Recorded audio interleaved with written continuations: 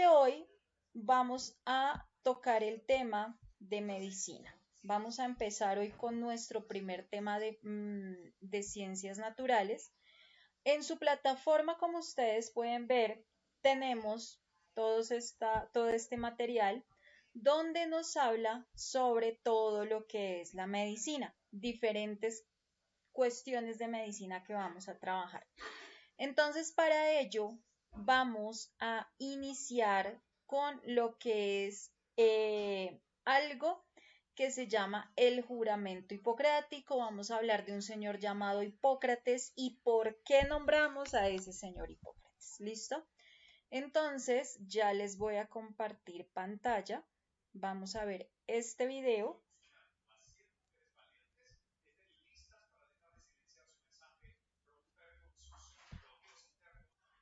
Bueno. Entonces acabamos de ver todo lo relacionado con quién fue Hipócrates. Entonces resulta que Hipócrates es a quien se conoce comúnmente como el padre de la medicina. ¿Listo? Bueno, entonces vamos a hablar de la historia de la medicina, ¿cierto?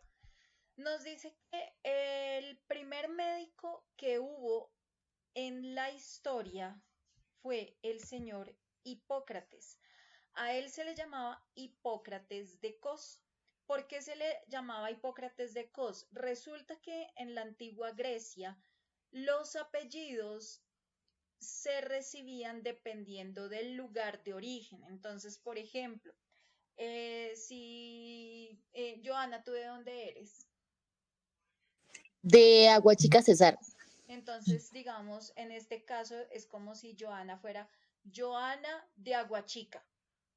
En mi caso sería Diana de Bogotá. En el caso de Hipócrates, él es Hipócrates de Cos, o sea que él nació en una región llamada Cos. Bueno, resulta que este señor Hipócrates fue el primer médico en la historia de Grecia y gracias a él se generó algo que se llama el juramento hipocrático. Entonces, Hipócrates hablaba sobre algo que es la teoría de los cuatro humores. Entonces decía que todas las personas estamos hechas de cuatro tipos de humores. Entonces tenemos el humor flemático, el humor de bilis negra, de bilis amarilla, el sanguíneo,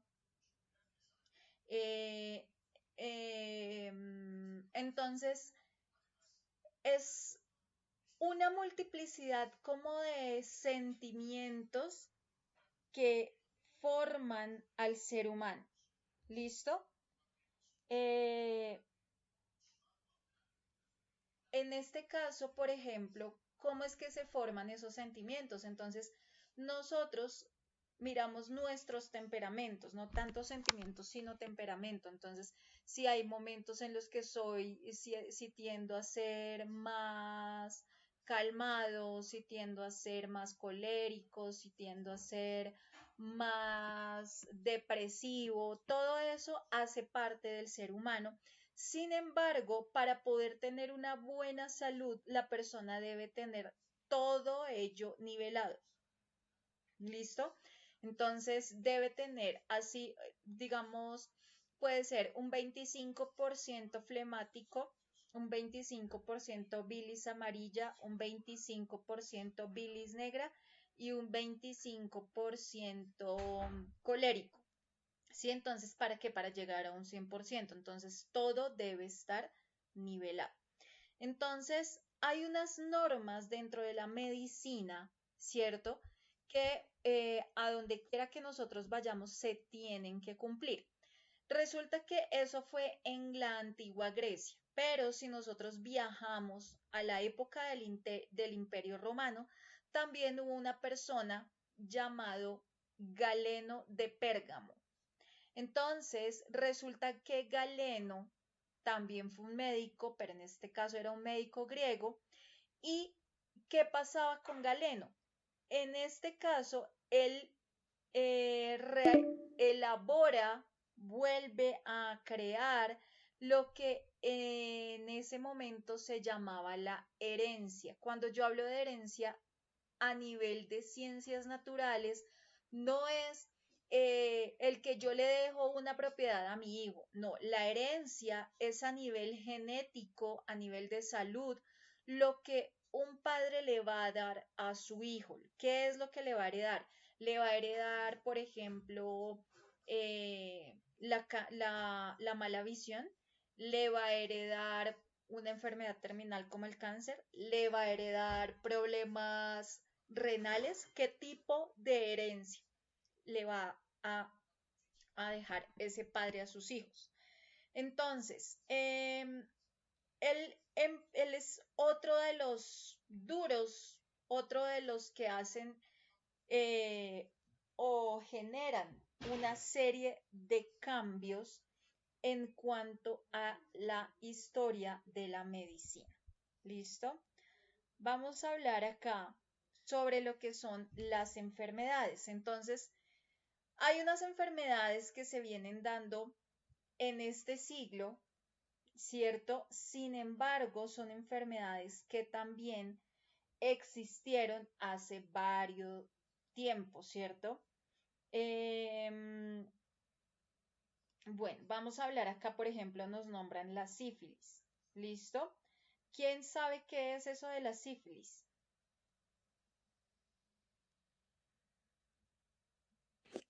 Profe, esa es una enfermedad de transmisión sexual, ¿verdad? Y Exactamente. no entra sobre las herencias. Ujú. ¿Qué otra cosa saben de esa enfermedad? Es una enfermedad de transmisión sexual que se cura con tratamiento. Ok. ¿Con qué se cura? Con penicilina. Con penicilina. Muy bien. Entonces, vamos a hablar. Permítanme un La momento. tienen que Dime, cauterizar en muchas ocasiones. dime. La tienen que cauterizar en muchas ocasiones.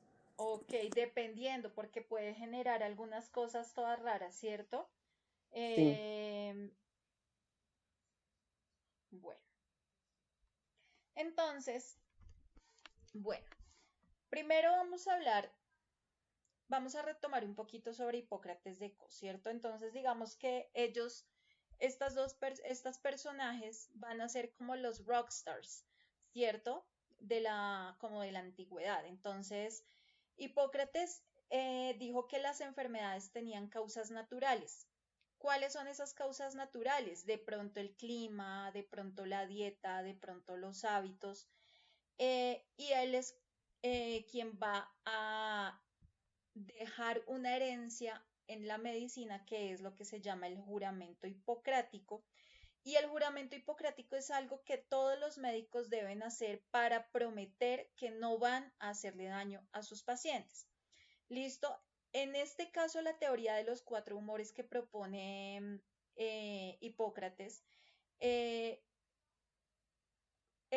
lo que propone es que el cuerpo tiene cuatro líquidos, ¿cierto? Entonces, lo que les estaba diciendo, la sangre, la flema, la bilis amarilla y la bilis negra.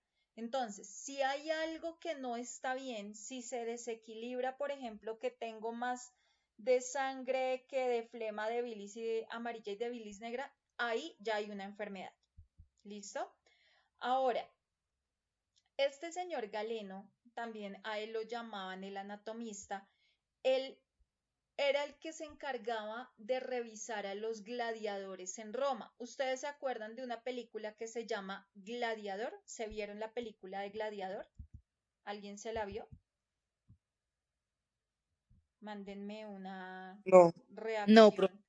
no. Si se la vieron, mándenme esta reacción. Si no se la Me da- vieron, me acuerdo. De pronto me la haya visto, pero no me acuerdo. bueno, No, ojalá la profe. puedan ver. Listo, búsquenla como Gladiador. Es una historia muy chévere. El protagonista es una belleza. Resulta que el Galeno de Pérgamo, él era el médico de los gladiadores en esa época de Roma, a pesar de ser un médico griego. Entonces, en esa época no, no estaba permitido como diseccionar. Cuando hablo de diseccionar es cortar a las personas, a los seres humanos, sino solamente a los animales. Entonces, digamos, Galeno lo que hacía era diseccionar cerdos, diseccionar monos.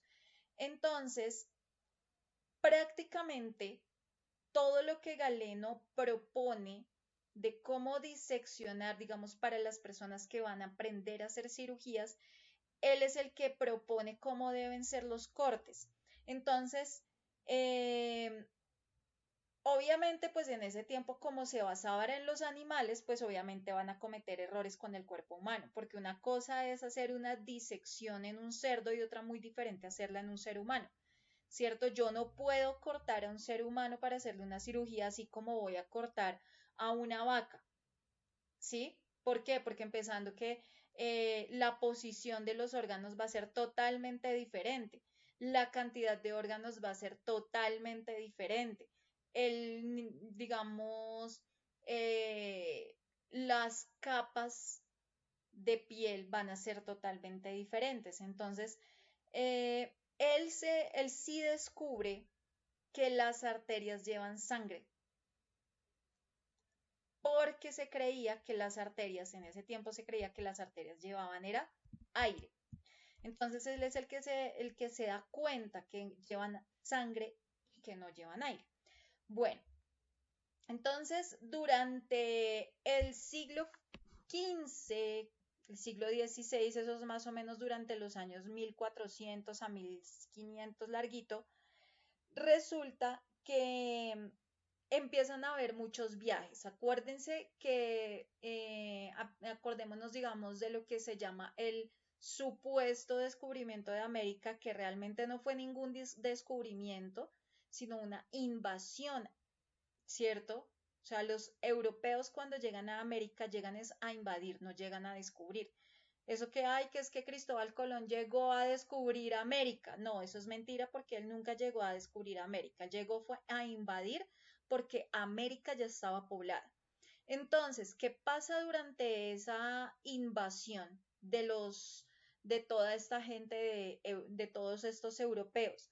Resulta que en esos viajes, como esta gente estaba que viajaba y exploraba por un lado, por el otro, eh, obviamente en esos barcos había comercio y pues dentro de todo ese comercio, dentro de el intercambio entre unos y otros, entonces se, hay un intercambio también como digamos de microbios, ¿cierto? Entonces, dentro de todos esos microbios hay algo que se llamó, no sé si lo han escuchado, la peste bubónica. Entonces, esa peste bubónica, eh, eso, o sea, aunque fue un, como, a ver, a esa peste se le llamó también como la peste negra, ¿sí? Yo no sé si ustedes habrán escuchado cuando hablan de la peste bubónica o de la peste negra. Entonces, esa fue como una pandemia, así como nosotros vivimos de pronto la pandemia de el COVID-19, en este caso hubo una que se llamó la peste negra o la peste bubónica. Entonces fue terrible, ¿listo? Fue tremendo, ¿por qué? Porque esta peste no la originaron los dioses, como era creído en algún tiempo, que todas las enfermedades las creaban eran los dioses. No fue creada porque hubiese un mal aire, ¿cierto? Porque a veces también, ay, no, es que es por cuestión del aire. No. Eh, había una bacteria, ¿sí? Y esa bacteria vivía en las pulgas, ¿sí? Entonces, si la bacteria vivía en las pulgas y las pulgas viajaban para un lado y para el otro con todo el mundo, ¿cierto? Entonces, pues obviamente iban a contagiar. Pero ¿cómo hacían para viajar? Porque las pulgas habitaban en las ratas. Entonces, pues imagínense, digamos, en esos viajes de exploración, pues se subía de todo, se subían animales, subían ratas, subía de todo, ¿cierto? No iba a haber un control sanitario como el que hay ahorita. Entonces, las ratas tenían esas pulguitas negritas y esas pulgas contenían esa bacteria. Entonces, pues obviamente en los barcos empezaron a viajar con esa enfermedad. Entonces, eh, los bubones son como unos ganglios linfáticos. Nosotros estamos llenos de ganglios linfáticos, que usted a veces se toca el cuello, ay, tengo como hinchado un ganglio, ¿cierto? Que se siente uno como una bolita. Entonces, los bubones son ganglios linfáticos, ¿sí? Entonces, esos bubones resulta que se inflamaban, como a veces nos pasa, que se nos inflama el ganglio del cuello y se siente un huevito ahí chiquitico como al lado de la oreja.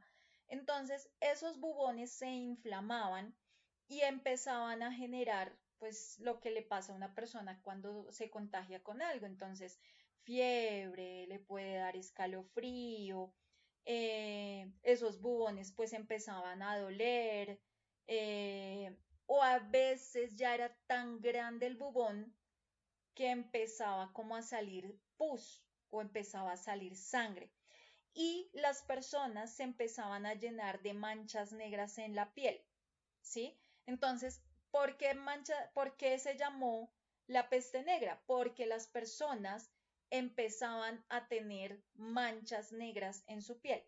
Entonces, ¿por qué tenían esas manchas negras? Porque resulta que la piel, el tejido, ¿sí?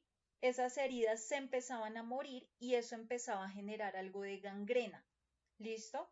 Entonces, una persona que se contagiara de esa peste, por así decirlo, iba a morirse más o menos en una semana. O sea, era muy, muy grave contagiarse de esa bacteria y podían durar por mucho una semana vivos. Entonces, eso fue lo que sucedió con lo que se llamaba la peste bubónica. Entonces, resulta que en ese tiempo, cuando estaban haciendo todos esos viajes y que me voy a supuestamente a descubrir el mundo, para un lado y para el otro, pues obviamente en ese momento no se conocía el concepto de lo que es un microbio. Entonces, los médicos, digamos en este caso Galeno, pues ellos operaban mmm, usando la misma ropa sucia. Entonces acaban de operar y estaban todos llenos de sangre y así iban a operar al otro y al otro y al otro. Entonces, eh, ellos decían que era que esa sangre seca era una manera de demostrar experiencia. Entonces, permanecían con la ropa llena de sangre, imagínense esa sangre oliendo ya feo, y aún así seguían trabajando con esa misma ropa porque para ellos el tener eso así implicaba que ellos tenían mucha experiencia en eso de diseccionar animales, diseccionar gente. Entonces, digamos, acá cuando ya hablamos de la sífilis, eh, esa sífilis va a aparecer en Europa, ¿sí? Entonces, es una enfermedad que tiende a ser bastante dolorosa porque empezaba a causar manchas en la piel y pues obviamente la sífilis termina siendo una enfermedad mortal. Entonces, muchas, o sea, se dice que esa sífilis empezó por los marineros que venían en esos viajes con Cristóbal Colón. ¿Listo? Entonces, ellos son los que traen a América esa enfermedad. ¿Listo? ¿Por qué? Porque eso ya existía en Europa para el tiempo en que ellos empiezan a recorrer el mundo. Entonces, hay un señor, hay un médico que se llama Rui algo, no me acuerdo. Él era un médico español y él era muy importante porque él fue el que se encargó. Es necesario reconocer de dónde viene la medicina, es necesario reconocer esa historia del antiguo Egipto, es necesario reconocer qué pasaba con Grecia, qué pasaba con Roma, de dónde el embalsamamiento, de dónde tantas cosas, ¿listo? Entonces, acá, por ejemplo, en este video nos dimos cuenta un poco sobre esa historia del antiguo Egipto, más o menos unos poquitos de lo que yo les estaba contando. Bueno, ahora, esto con respecto un poco hacia lo que es la historia del antiguo Egipto. Ustedes tienen una actividad en su cartilla para que por favor la vayan revisando. Entonces, dentro de la cartilla, la primera dice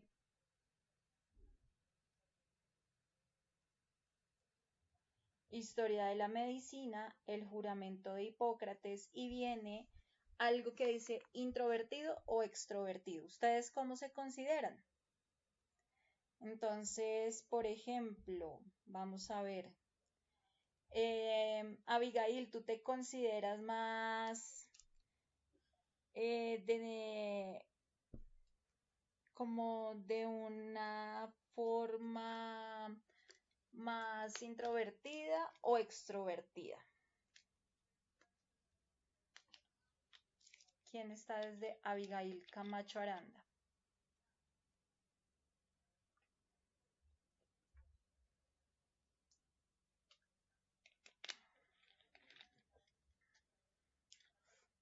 ¿Hay alguien ahí en Abigail Camacho? Yo me considero más ¿Introvertida o extrovertida? Dime.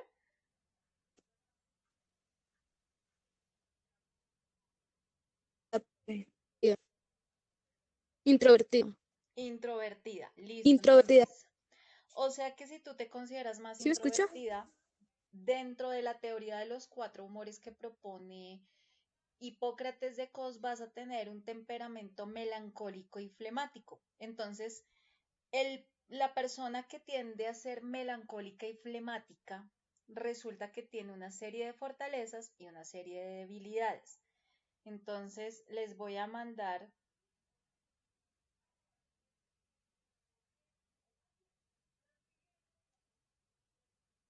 ese pedacito que aparece dentro de su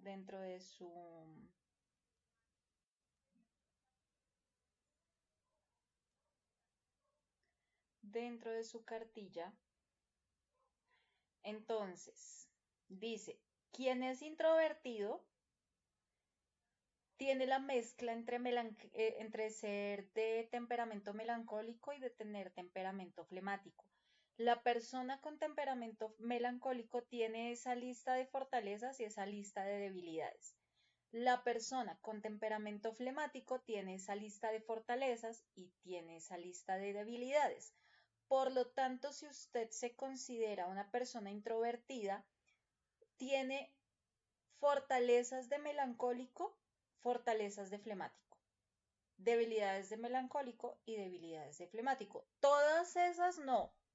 Puede que haya unas que sí, como puede que haya otras que no. ¿Listo?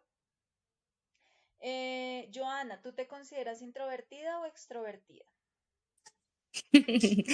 Profe, yo me considero extrovertida. Extrovertida. Uy, bueno. O sea que en este caso, Joana, si es más extrovertida, va a tender a tener temperamento colérico y temperamento sanguíneo. Entonces, te vas a caracterizar por tener bueno, no todas, algunas de las fortalezas y algunas de las debilidades del colérico y también algunas de las fortalezas y algunas de las debilidades del sanguíneo. ¿Listo? Leonardo, ¿tú te consideras introvertido o extrovertido?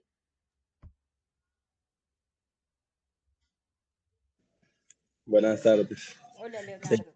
eh, introvertido, profe. Introvertido, o sea que tendrías que mirar las fortalezas y las debilidades del melancólico y del flemático, a ver de esas si hay algo con lo que tú te identificas. Lía, So, ¿tú eres introvertida o extrovertida? ¿Cómo te consideras? Yo me considero introvertida. Introvertida, entonces hay que leer esa lista de fortalezas y debilidades del melancólico y del flemático. Santi, ¿tú qué te consideras, introvertido o extrovertido?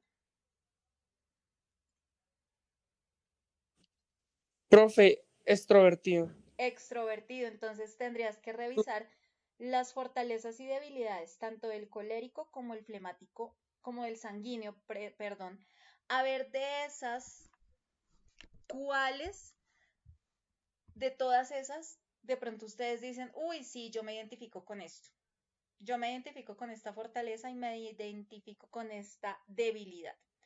Ahora, dentro de su libro, dentro de su cartilla, aparece un link que se los voy a compartir.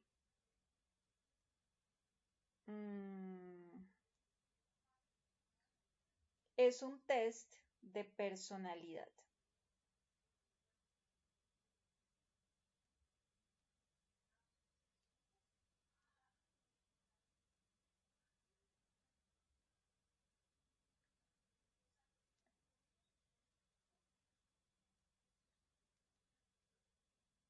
Ay, yo lo pude abrir.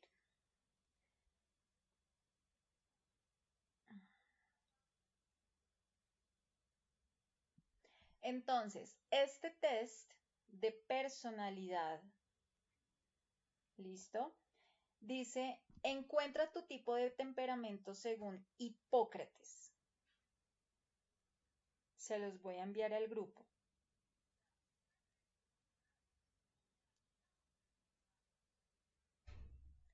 Ese test, lo ideal es que ustedes lo puedan resolver y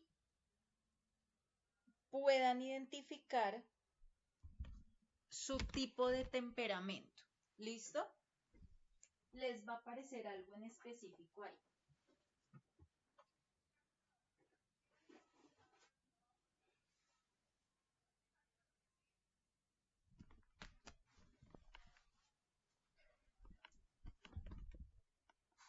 Les va a aparecer cuál de sus temperamentos es el más marcado. Puede que tengan un temperamento flemático más marcado o puede que sea un temperamento colérico. Bueno, ustedes lo ideal es que hagan ese test de personalidad cuando tengan un tiempito y luego ya con con esa lista de fortalezas, si a ustedes les dicen que el resultado de su test es que usted es más colérico, entonces usted va a mirar si las fortalezas y debilidades del colérico sí lo caracterizan. ¿Listo? Acuérdense que tenemos todos estos temperamentos nivelados. Si uno de esos no está nivelado, sino que está más alto que los demás, hay enfermedad. Eso es lo que dice Hipócrates de Cos. Bueno, ahora siguiendo con la cartilla, siguiendo con su cartilla, resulta que venimos a hablar ahora de algo que se llama anatomía y fisiología. Entonces, acá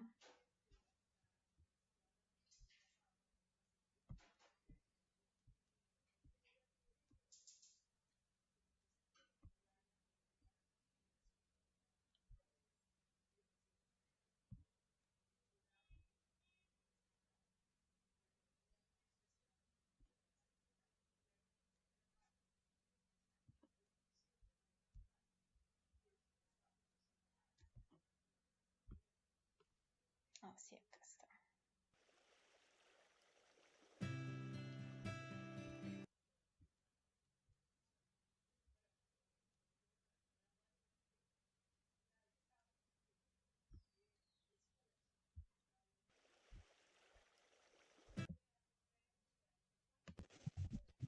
Bueno, entonces seguimos.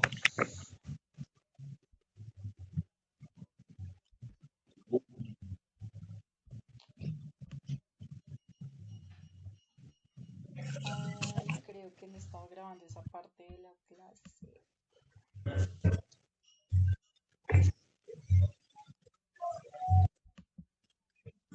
Bueno, me voy a saltar esto.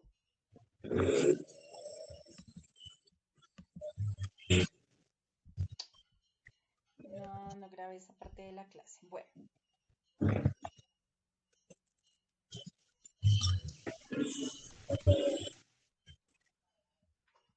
Vamos a ver entonces a qué hacemos referencia cuando hablamos de anatomía y fisiología. Entonces, resulta que la anatomía nos dice que viene de dos palabras griegas. Una palabra griega es ana y otra palabra griega es tomé. Entonces, si yo pego esas dos palabritas, va a significar algo que dice corte a través de. Entonces, la anatomía se define como una ciencia. Esta ciencia, que es la anatomía, se encarga de estudiar la estructura del cuerpo, cómo se relacionan cada una de las partes del cuerpo. Entonces, nuestro cuerpo está formado por cabeza, hombros, brazos, piernas, dedos, bueno, ¿cierto? Todo eso es lo que va a estudiar la anatomía. Pero, ¿qué pasa con la fisiología?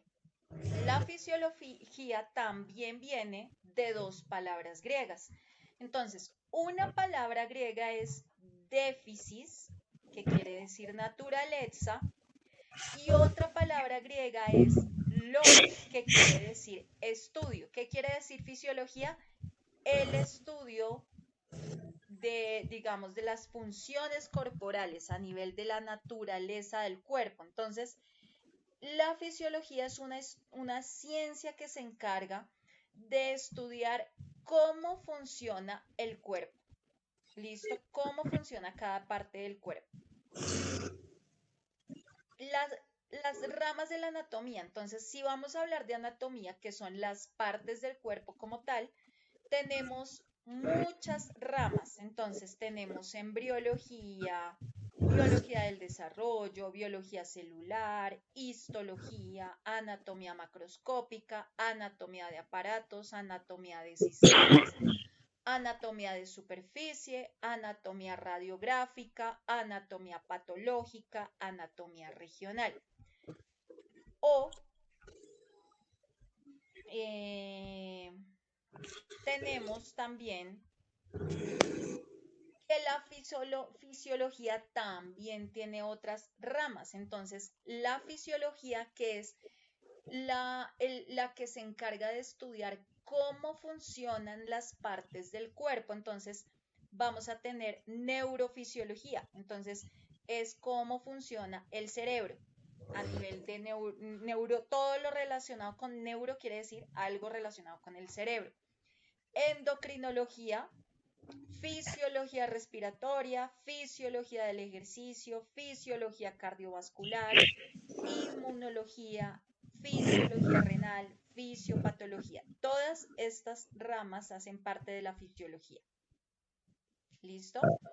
Entonces, nosotros podemos estudiar el cuerpo en diferentes niveles. Tenemos, si lo estudiamos a nivel químico, quiere decir que nos vamos a centrar en que el cuerpo está formado por átomos. Los átomos se juntan para formar moléculas.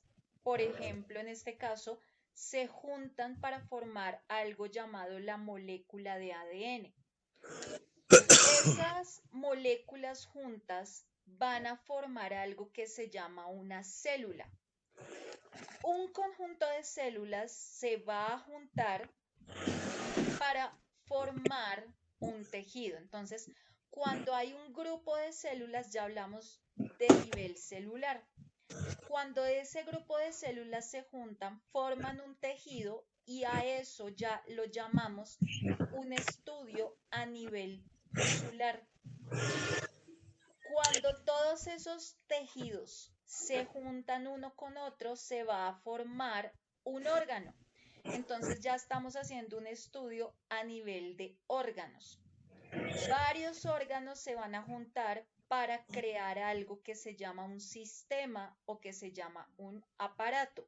Entonces ya vamos a hablar de un nivel de aparatos y sistemas, y toda la unión de aparatos junto con toda la unión de sistemas generan el organismo que nosotros somos. Entonces ya hablamos del nivel de organismo. Esa es la forma como estamos organizados a nivel de anatomía y a nivel de fisiología. ¿Por qué? Porque a nivel de anatomía nos estudiamos como nivel químico, nivel celular, nivel tisular, nivel de órganos, nivel de aparatos, nivel de sistemas, nivel de organismo.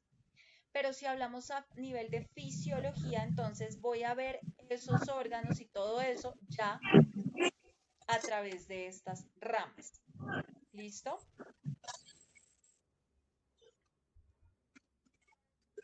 Entonces,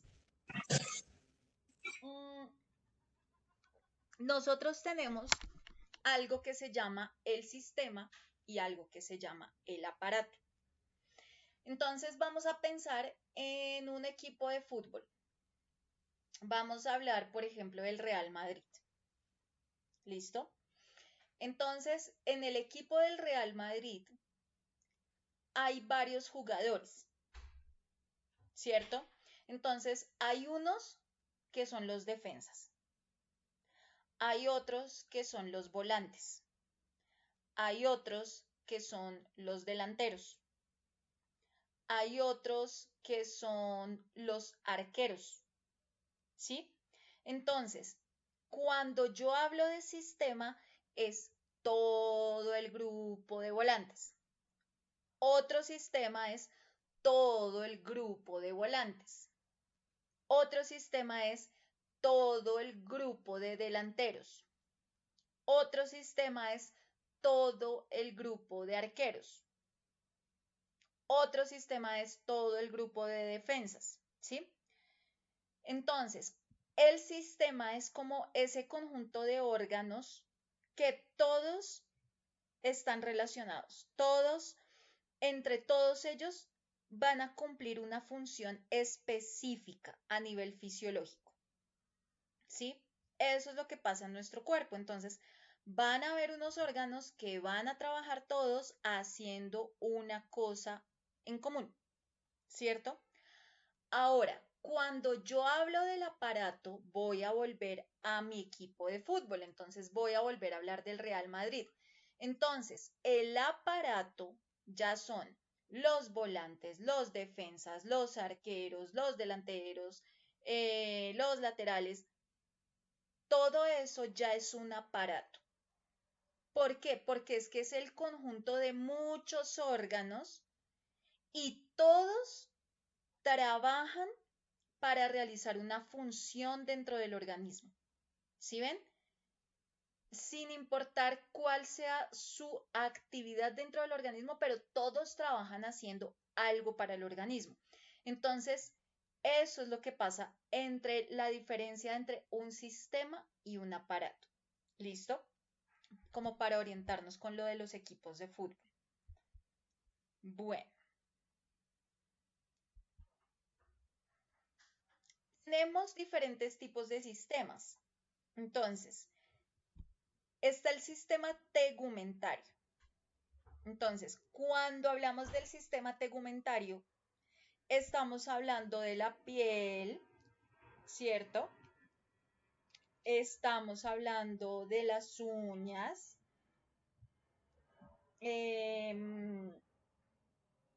estamos hablando del cabello, ¿cierto? ¿Qué hace ese sistema tegumentario? Entonces acuérdense que hay unos órganos específicos que están en ese sistema. Entonces, resulta que nosotros tenemos 3 capas de piel, ¿cierto? Entonces, es como si tuviéramos un edificio de 3 pisos.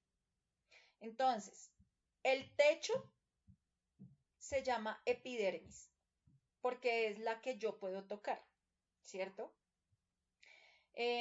Entonces, ¿qué pasa con la epidermis? La epidermis es la que es impermeable, o sea, nosotros nos podemos mojar y pues eso no se seca, ¿cierto? O sea, esa epidermis, ese techo es impermeable. Entonces, ese techo nos protege de las bacterias, ese techo nos protege de los rayos ultravioleta.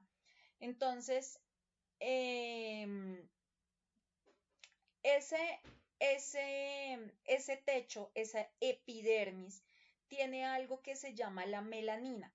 La melanina lo que hace es darnos color, ¿cierto? La melanina es la que le da el color al cuerpo, es la que protege al cuerpo del sol. ¿Listo?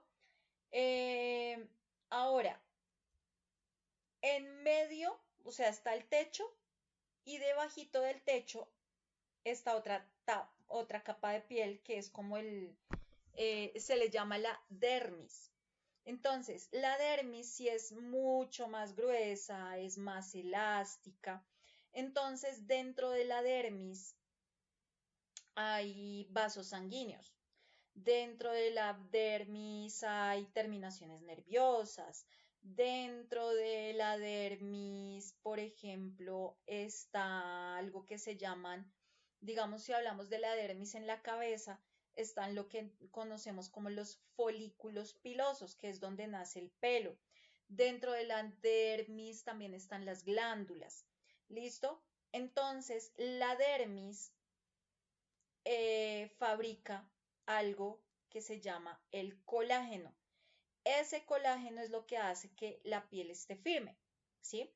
Eso es lo relacionado con la segunda capa de la piel. Y por último, acuérdense que es como si tuviéramos una casa de 3 pisos. Entonces, el techo, que es la parte de afuera, se llama epidermis. El segundo piso, que está adentro, es la dermis. Y el tercer piso puede ser, digamos, el sótano. Digamos que es el sótano. Se llama hipodermis. Entonces, la hipodermis es la que está hecha de grasa. Entonces, prácticamente la hipodermis lo que hace es eh, aislar, o sea, va a servir como una cinta aislante, ¿sí? ¿Para qué? Pues para que no perdamos calor. Entonces, esa hipodermis es la que va a tener energía, la que va a guardar energía. Es como si fuera un colchón. Entonces, esa hipodermis, ese sótano, lo que hace es proteger nuestros músculos, nuestros huesos de, pues digamos, de golpes y eso. ¿Listo? Entonces, dentro de este sistema tegumentario, así como estamos viendo ahí, también está el pelo. ¿Por qué el pelo? Porque el pelo nos protege del sol, porque el pelo también tiene la función de regular la energía, la temperatura. Las uñas, por ejemplo, las uñas hacen parte del sistema tegumentario porque protegen las puntas de los dedos, ¿cierto? Digamos, las glándulas sudoríparas que mencionan acá son las que producen sudor, ¿cierto? ¿Y para qué se produce el sudor? Pues para enfriar al cuerpo cuando hay mucho calor. Las glándulas sebáceas, por ejemplo, son, digamos, por eso se les llama sebáceas, de sebo, de grasa. Entonces, las glándulas sebáceas producen como una especie de grasa y esa especie de grasa o de sebo es la que mantiene la piel suave, la que no deja que se agriete, todo eso. ¿Listo?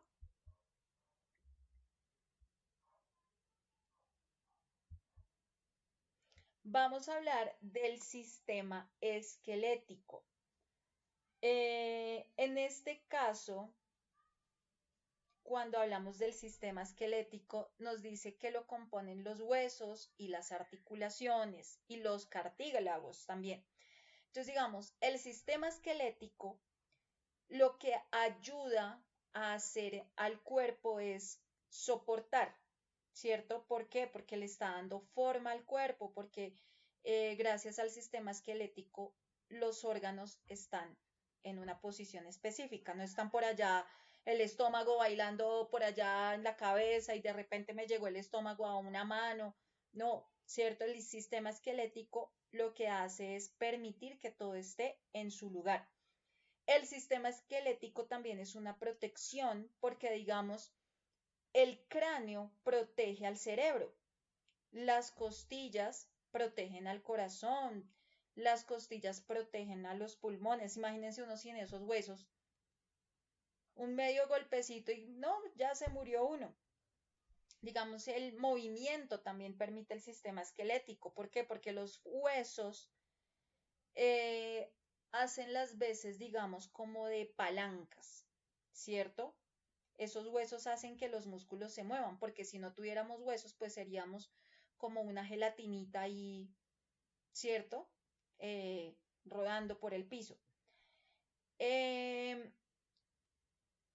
Tenemos, digamos, uno de los huesos importantes es el del cráneo, como les estaba diciendo ahorita, porque protege el cerebro. Otro de los huesos importantes es, por ejemplo, vamos a hablar, digamos, de la columna vertebral. ¿Por qué? Porque la columna vertebral es un hueso gruesito que lo que hace es proteger la médula espinal. Entonces, por eso hablamos de las vértebras. Tenemos, nosotros nos dividimos en miembros superiores y miembros inferiores. Entonces, los miembros superiores, perdón, entonces, digamos, son los hombros, los brazos, los antebrazos, las manos. Y los miembros inferiores van a ser, digamos, la pelvis, los muslos, las piernas, los pies. ¿Listo? Bueno, tenemos el sistema muscular. Entonces, cuando hablamos del sistema muscular, pues obviamente estamos hablando como de, digamos que vamos a ver un carro. Entonces, el carro tiene el chasis, es como el sistema esquelético. Y el motor es el sistema muscular. ¿Sí? Entonces, los huesos no se pueden mover solos. Entonces necesitan de los músculos para poder tirar de ellos, para poder generar movimiento. Entonces, tenemos músculos esqueléticos que hacen como movimientos voluntarios porque están pegados a los huesos. Entonces, nosotros somos los que controlamos, digamos, el querer caminar, el querer saludar, ¿cierto? Hay otro tipo de músculos que son los músculos lisos, que ya son involuntarios porque están como en las paredes de los órganos internos. Entonces, digamos, el estómago, los intestinos, los vasos sanguíneos son involuntarios porque nosotros no damos órdenes sobre ellos. Se mueven solos, ¿sí? Entonces, digamos, para digerir la comida, pues se movió solo el estómago. Para controlar la presión arterial, o sea, todos ellos se mueven solitos, nosotros no tenemos que hacer nada. Y tenemos los músculos cardíacos. O bueno, el músculo cardíaco, porque en realidad es uno solo. Nosotros tenemos solo un músculo cardíaco y este músculo se encuentra en el corazón. Entonces, lo que hace es como un movimiento involuntario, porque nosotros no le damos la orden al corazón para moverse o para detenerse, ¿cierto? Bueno, vamos a hablar del sistema nervioso. Entonces, este sistema nervioso es como un centro de mando del cuerpo, ¿sí? ¿Por qué? Porque tiene como una red de nervios, de células, y lo que hacen es transmitir señales entre una parte y otra, ¿sí? Dentro del mismo cuerpo. Entonces es como si tuviéramos una supercomputadora, ¿cierto? ¿Por qué? Porque esa supercomputadora que es el sistema nervioso lo que hace es procesar lo que sentimos, procesar lo que pensamos, procesar lo que hacemos, todo. Entonces, eh, digamos, cuando nosotros hablamos del hardware en un computador, es toda la parte física, todo lo que yo puedo ver. Entonces, el hardware es, digamos que el sistema nervioso central, porque en el sistema nervioso central es donde es el que está protegido por el hueso.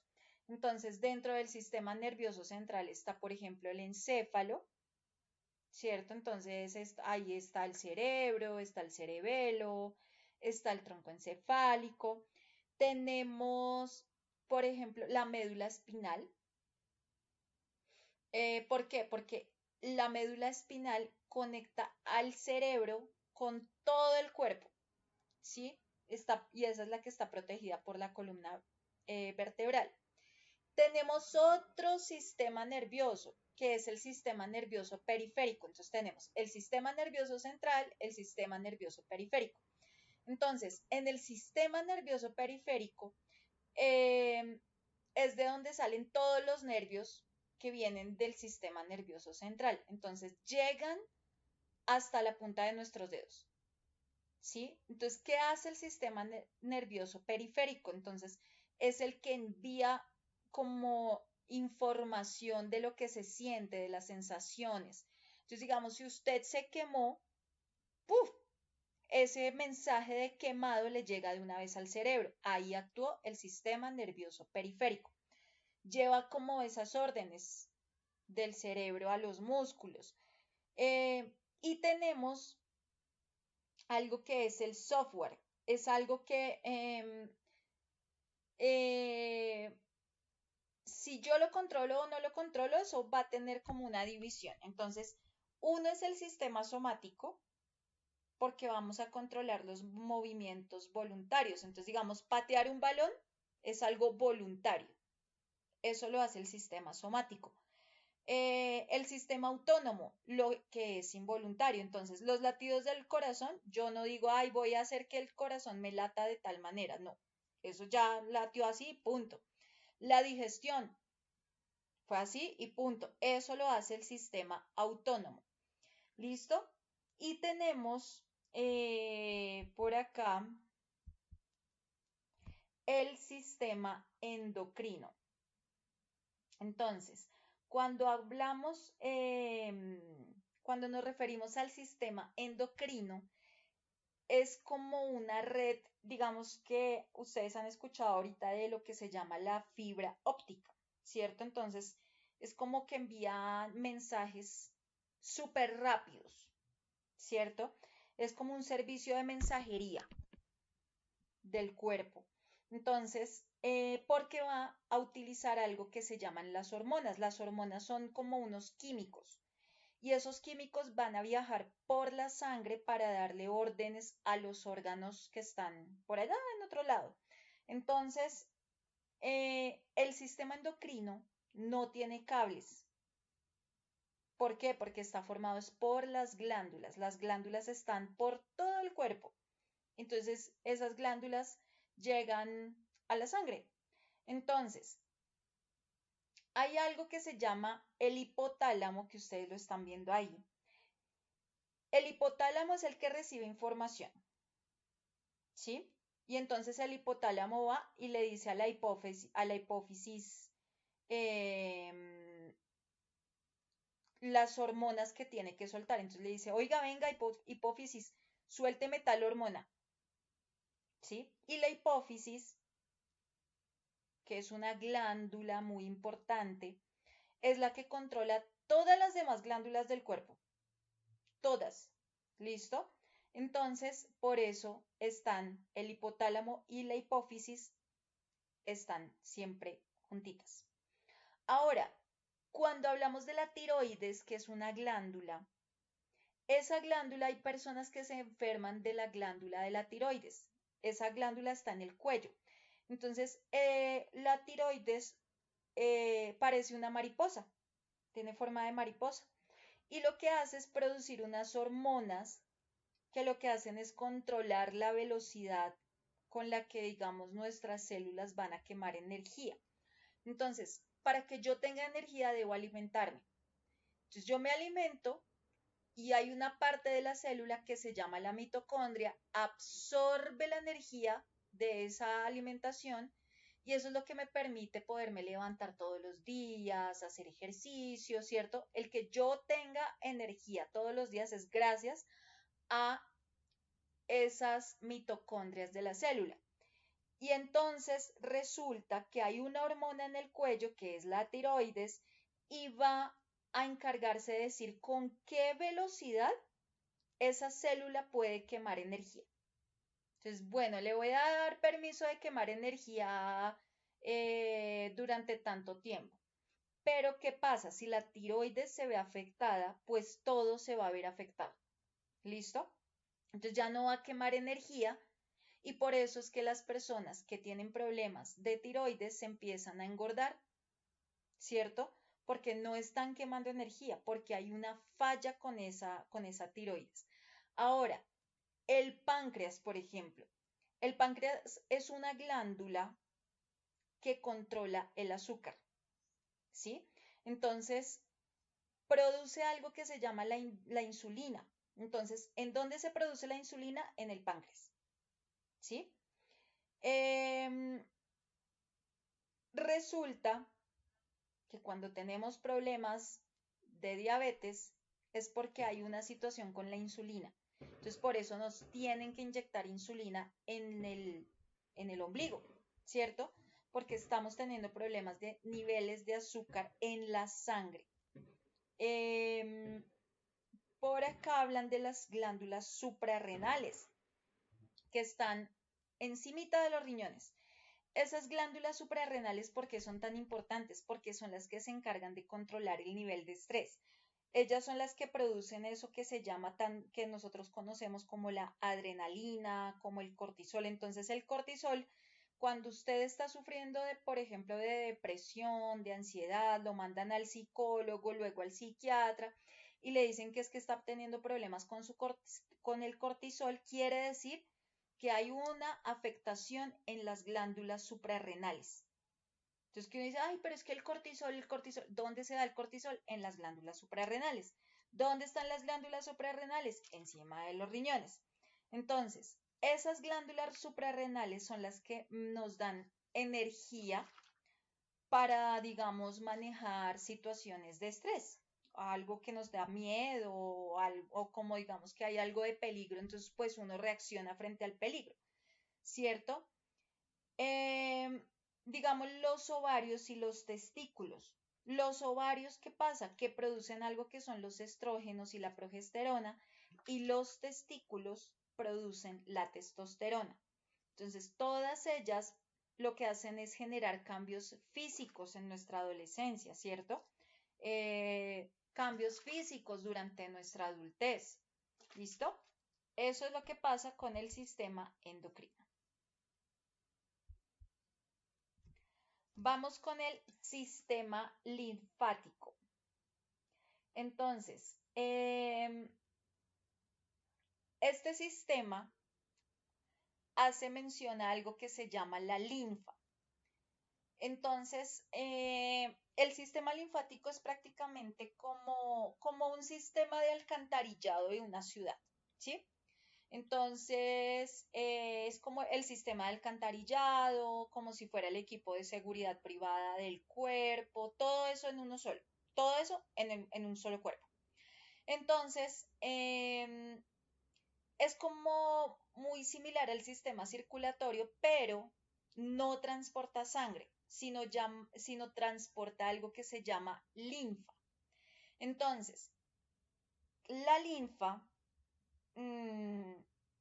es un líquido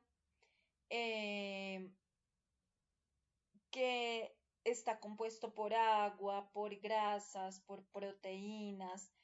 Es como un líquido que se escapa de la sangre que está por allá en los capilares, ¿sí?